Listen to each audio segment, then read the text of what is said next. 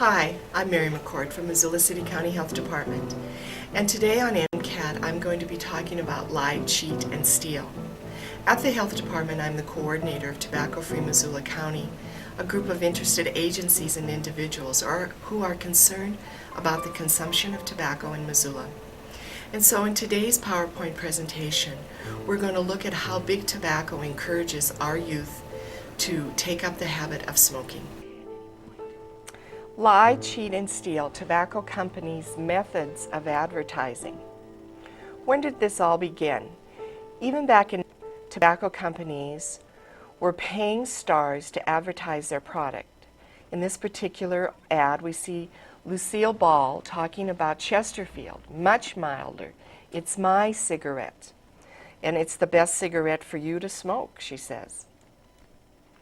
So what's going on now? This ad that we see here to the right is one of the current Camel ads that's been very popular, their new logo, Pleasure to Burn. But let's look at what U.S. Tobacco Journal said in 1950. A massive potential market still exists among women and young adults. Cigarette industry leaders agreed, acknowledging that recruitment of these millions of prospective smokers compromises the major objective for the immediate future and on long-term basis as well. So in 1950, the advertising companies realized that the women of the United States had not been marketed enough in order to get the number of smokers that they needed. Now let's take a little closer look at this ad to the right. This is one of their retro ads. We have here the 1960 big hairdo. We have the black gloves that aren't current style. We have the long elaborate, glamorous cigarette holder. We have the fishnet stockings. So we have kind of a retro look at what glamorous was back in the late 50s, early 60s. But in this particular ad, we have something that did not even exist in our country in the 50s and 60s, and that is the remote control here. And the remote control in most of our homes equals power. Whoever controls the remote control controls what is coming into our homes on the TV screen. And so this particular ad is saying to women, you can be thin, you can be glamorous, and you too can have power. This is another one of Camel's current ads, and this is one of their more glamorous ads. This particular woman is part of the French Resistance. And it says up here in this corner, Anna joined the resistance because she loved her homeland, but she got to smoke, and plus she got to smoke American cigarettes. So here we have, this is during World War II, we have Anna, part of the resistance, underneath one of the famous bridges in Paris, and she's very exotic looking, secretive. She's got all of the paraphernalia for a spy. But also let's look at how Anna is built. Anna is extremely skinny. Instead of looking like she belongs to part of the resistance, she almost looks like she came out of a Holocaust camp. And so one of the things that the advertising companies do when they advertise to women is pair up skinniness with smoking. Pleasure to Burn. This is another Camel ad, part of their exotic ad. Here we have a nostalgic look at a young woman waiting on cars in her rollerblades, sitting on an antique car in a very sexy dress. And this, of course, is another method that advertising companies use when they're advertising to women, is to say, if you smoke, you get to be sexy. This ad is geared a little more towards men. This is the type of a woman you get if you smoke the Camel Turkish Gold. Now, this particular woman doesn't exist in real life, but the tobacco companies don't want you to know that about it. Let's take a look at this flyer that you can get in the mail. This, on the back side of this, is coupons. Now, what this ad is saying, right here it says, look fabulous. Now, we see a young woman with beautiful skin, no wrinkles, and if she were to smile, I'm sure she'd have perfectly white teeth. This is not a smoker. Smokers' skins tend to age very quickly, their teeth yellow, of course, their fingers yellow and smell. She is, of course, lean, if not skinny, and she's telling you that if you smoke Misty cigarettes, you're going to live it up. Down here, you're going to go on exciting voyages. Well, to tell you the truth, you're going to be spending all your money on your habit of smoking, so you're not going to have money to be going on exciting voyages. But over here, she's telling you that you're going to be rollerblading. Well, if you're a smoker, you're going to rollerblade for about 1 block because your lung capacity decreases almost immediately. So this is a lifestyle ad that Misty is selling to young women. Now let's take a look at a letter that a father sent. Dear sirs, you are sending Christmas cards and coupons to encourage my 15-year-old daughter to smoke. Please remove my daughter from your mailing list. This actually was sent to a 15-year-old in the mail. And it's a handwritten letter received by R.J. Reynolds in January of 1991. So what is the ultimate fear for women in our culture? The ultimate fear is to be overweight. So here's how Merit Cigarettes advertises the ultimate fear. Think light. And you have a very overweight woman that she's having to be pulled up on the opera stage by a stagehand. Lighten up with Merit. The majority of the ads that are geared for women will have the word light, slim, or other words that connotate being small-bodied. Now, the Virginia Slims cigarette started to be made in the 1960s during this cultural and sexual revolution. And the first campaign of Virginia Slims was, "You've come a long way, baby." And they started making these ultra-thin, long cigarettes, specifically geared for women. This is a new technique by Virginia Slim, and basically what it's saying in this particular 4-page color ad is that some women have always known their place. This is a woman, actually this woman existed in Egypt. She was equal height with men, which was unusual in those days, and she wanted to be a king. And so what Virginia Slim is telling us is that now that we know who we are and we're equal to men, that we get to smoke the same size cigarettes as men get to smoke. And so this is a very insulting ad to women, because it's saying that the only way we can be equal with men is if we do a highly destructive habit and smoke the same length cigarette as men.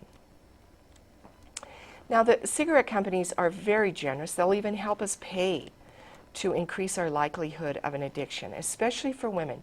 You'll find Jade, Eve, Misty. These are all, of course, women brands. And they put a lot of flyers together to help you get addicted to their cigarettes. And as the price of cigarettes goes up across the United States, the tobacco companies are scrambling to keep people addicted. So besides women's personal individual health, they also have to be worried about children they might be carrying if and when they are smoking. The problems that smokers can encounter if they become pregnant is stillbirth, preterm delivery, low birth weight, and higher rates of immortality. And there are some studies that show that mental retardation of a child can be caused from smoking during pregnancy. Then we also have the problem of secondhand smoke. Children that live in homes where there is secondhand smoke have a higher incidence of colds, pneumonia, bronchitis, ear infections, and asthma attacks.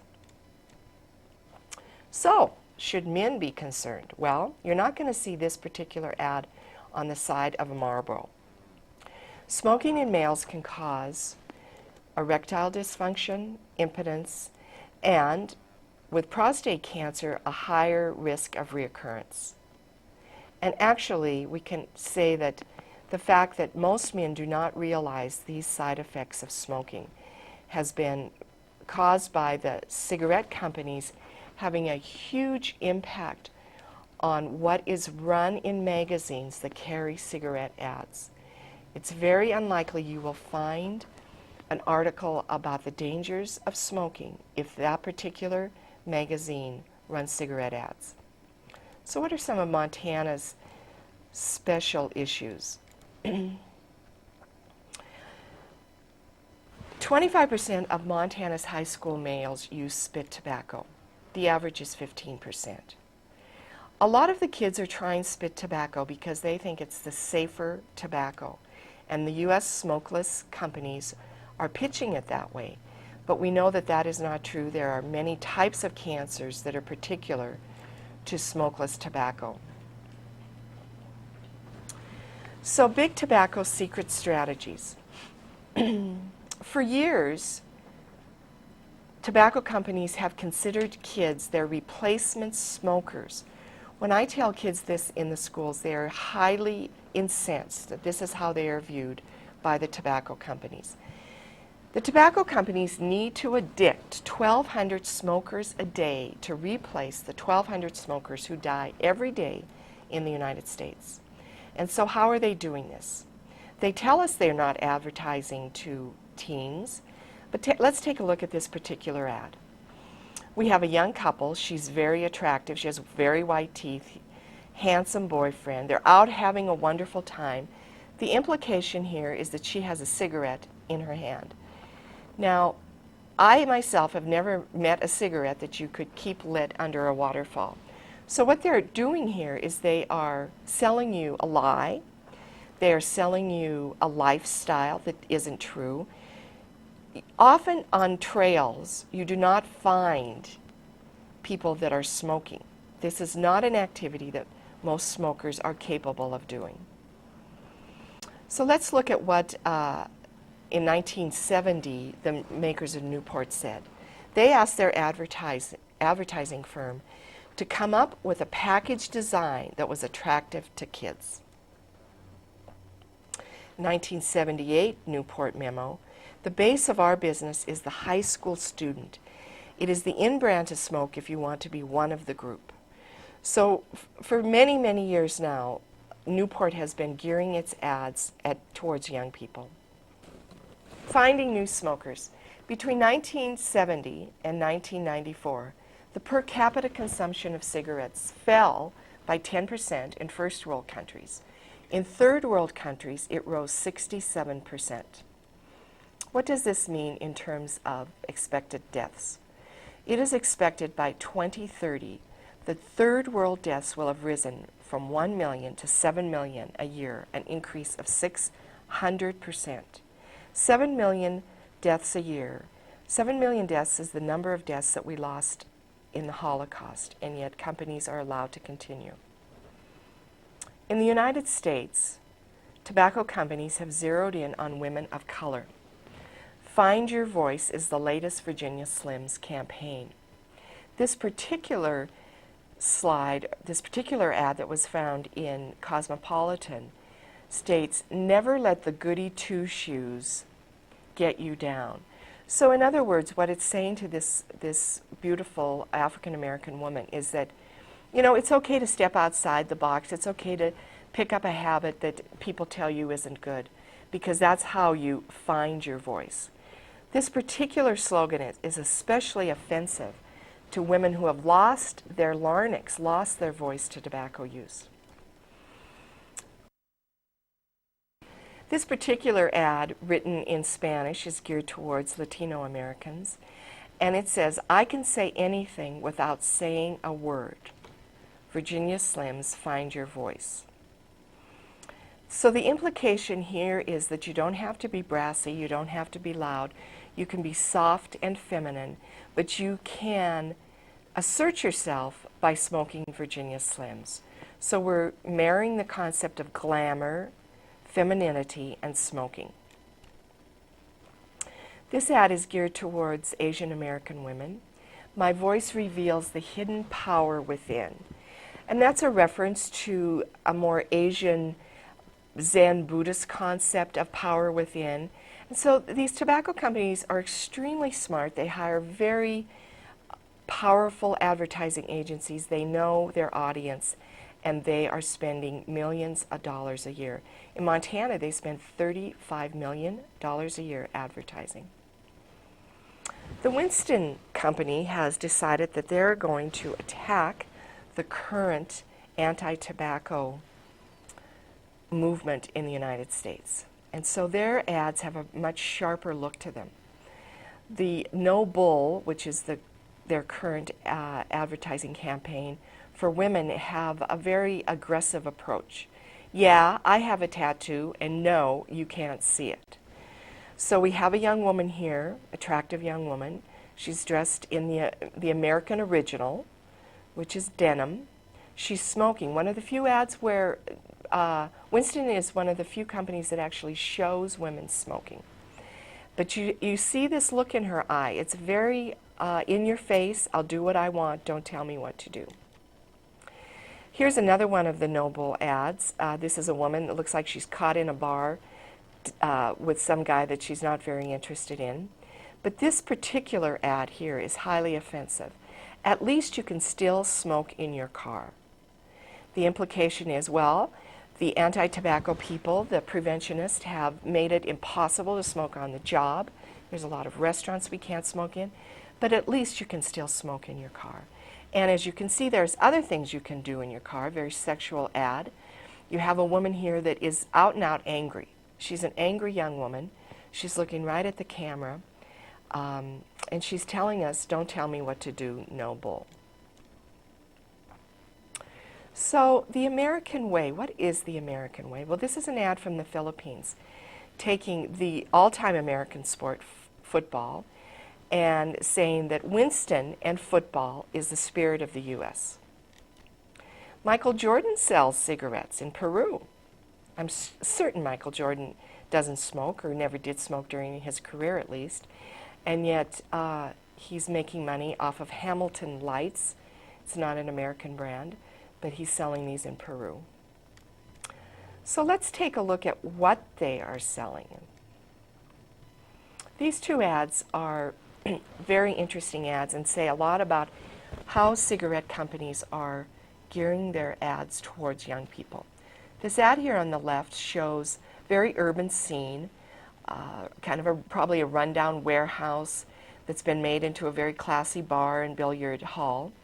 And we have a young woman here dressed in very expensive clothes, very sexual stance. We have very expensive boots. We have the young man in the American original, the denim. He's been working out. She's been working out. Interestingly, what you don't have in this particular ad is you don't have any faces. You don't have any faces in this ad because what Lucky Strike is telling young people, don't worry about your faces, worry about your body. We can help keep these bodies lean and mean, and that's what you should be concerned about. And after all, faces tell us personality, dreams, goals. Lucky Strike is not interested in helping you with your dreams or your goals in life. They're interested in getting you to be an addictive smoker at an early age. Let's take a look at this ad over here, another Lucky Strike ad. This ad reminds me of the guys that my mom always warned me about, the ones that are deep, dark, write poetry, have the weight of the world on their shoulder. So he's out on the catwalk in the early morning, thinking about the world and world problems, no doubt, dressed nicely, very expensive boots, nice jeans. Oh, what do we have back here? Yes, we do. We have a woman. Now, the implication is that she's going to want to get to know him, and she's going to wander over, and she's going to get to know him, and he's going to be an interesting man. So for both of these ads, it has to do with sex, it has to do with dating, it has to do with sexual attractiveness. It doesn't have to do with the truth about cigarettes, which is illnesses, shortened life, a certain amount of social prejudice against smokers. So we're hoping that young people become more discerning when looking at ads. The Newport ads are all about having fun. This one here to the left, win a trip to the hottest dance party of the year. So we have a young couple that are out on the dance floor, and I'll tell you, it could be a dangerous dance floor with her kicking at you. And they're very much in love, and they're very attracted to each other. She, of course, is very, very skinny. Over here, we have probably what is a composite body. The chances that this is one body is pretty unlikely. We have very expensive jeans, very flat stomach, we have very buxom shape, very skinny arms, very, very white teeth, beautiful skin. This probably has been touched up. And she's out on the dance floor smoking, which I don't think most other party goers would appreciate that. And let's take a look at who she's dating. Most of the teens that I've shown this to, and I've asked them, who do you think this is? They all agree that this is a Tom Cruise look-alike kind of guy. He's got the tan, he's got the long hair, the nice shirt, and he is very enamored with her. Fire it up. Now the Fire It Up ad with the Newports, it isn't just about firing up the cigarette. Fired up is also a sexual connotation of firing up a sexual relationship. So they're constantly bombarding young people with the idea that if you smoke, you will have a very active, satisfying sex life. The No Bull ads for men. This one to the left, no fake smiles, no hidden agendas, no bull. So this basically, Winston is saying, this is your average Joe, your average guy, nice guy off to the right. It says no additives, no bull. And just because there's no additives in Winston does not make it a safe cigarette. But that's one of their latest techniques. Here's another of the No Bull ads. Blue collar, white collar, how about no collar? So we have a guy in a t-shirt. Here's a no collar situation here. He has a very exciting job. He's a sound mixer. Back here we have a man in a studio recording. We have a beautiful young woman. So this is the lifestyle that you are promised if you smoke Winston cigarettes. This particular ad is geared towards the older smoker. Judge me all you want, just keep the verdict to yourself. So this is setting up some tension between smokers and non-smokers. The real tension should be between all of us against the big tobacco companies because they are selling us the pack of lies. Sweetness and pleasure. Swisher Sweets is a light kind of cigarillo type tobacco product, and they have zeroed in the popularity of race car drivers. So we have the young, cute girl, very skinny. We got the guy with the cool car, and he's flirting away. It just doesn't get any sweeter than this. You know, how would he look with a oxygen tank attached to his nose? I don't know that she'd be that attracted to him. This particular ad is another campaign that Virginia Slims is currently involved with. It's a woman thing. And in this particular ad, how they're portraying women is that women just can't make it through the day without a bubble bath, aromatherapy candles, and a cigarette. That women are so pathetic and cannot control emotions and the stress of life that they need these aids to help them through life. The macho pitch has been a very popular campaign for Marlboro. The original Marlboro man died of lung cancer, of course. But the Marlboro country ads have been in existence for about 30 years and been very, very successful. This next ad is really a highly offensive ad. This ad came out 1 month after 9/11. So the Skoal company was taking advantage of our heightened awareness of how brave firefighters are in our country. And this particular ad received so much negative feedback that they had to pull it for a year. Unfortunately, it's back in magazines. So you're a bit braver if you take a pinch of Skoal. So the idea of marrying for men, the idea of being brave and rough and rugged if you use spit tobacco. The legend continues. What legend? The legend of missing lips and tongues that get cancer. One of the other more popular smokeless ads has to do with the cock-a-doodle. And this is a very aggressive ad showing a very aggressive rooster, very actually mean.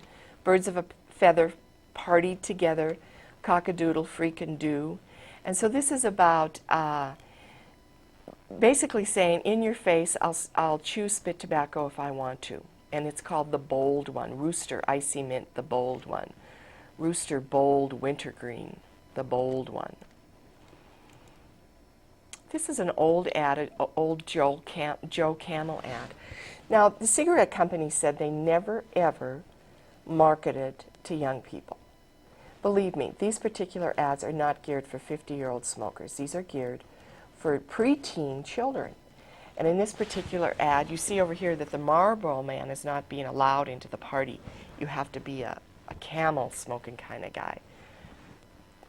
And what Camel smokes to begin with? And then you see two women here. There's two women. Of course, they are waiting on the, quote, Camel/men in the ad. Now, the tobacco companies are very aware of where the interests of young people lie. And this is one of their new ads on the extreme sports. So you have the rock climber here, you have the extreme motorcycle rider here, you have the cross-country four-wheeler here, you have the kayaker. Now, I can tell you that I don't think any of us want to be at this point of needing help from a smoker to pull us up a rock. This is not a realistic ad. You do not find people that need this kind of physical fitness that choose to be smokers. They simply can't develop their skill if they're smokers. For years, the big tobacco companies have been trying to tell us how safe cigarettes are. This goes back to a 50s ad, Perry Como. 10 months of scientific evidence have proven that Chesterfield is not harmful. It's much milder. And here's the quote from Perry Como. I've been a 2-pack-a-day man for 15 years, and I've found much milder Chesterfield is best for me. Perry Como was a pop singer in the 50s, and he also died of lung cancer. Here's the latest ad from Omni. What happens to a cigarette when you reduce carcinogen? You get a really good tasting smoke. Well, the fact of the matter is nothing happens to a cigarette when you reduce the carcinogens, because what the studies have shown is that smokers that smoke light cigarettes inhale deeper and smoke more cigarettes. There is no safe tobacco product on the market. So what would truth in advertising look like? There's a tremendous group of young people in Florida who run a truth in campaign down in Florida, and this is what they have on their billboards. No wonder tobacco executives hide behind sexy models. So this is the real type of advertising we would like to see happen in Montana. So what does big tobacco really think of us? Mr. Gorlitz, who used to be the Winston man and now is a strong anti-tobacco advocate, asked one of the tobacco company executives why he, the tobacco company executives, didn't smoke. This was his reply. Are you kidding? We reserve that right for the young, the poor, the black, and the stupid.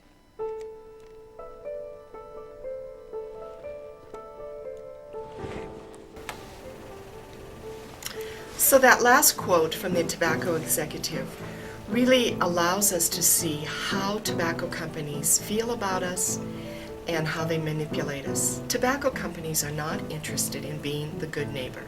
They're interested in making profits, and the only way they can make a profit is if young people take up the habit and continue to smoke.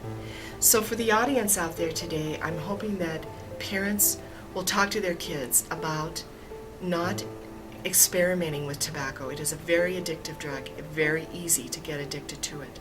And I'm asking those of you who are addicted to using tobacco to contact your local health department on ways in which you can go through cessation. Thank you.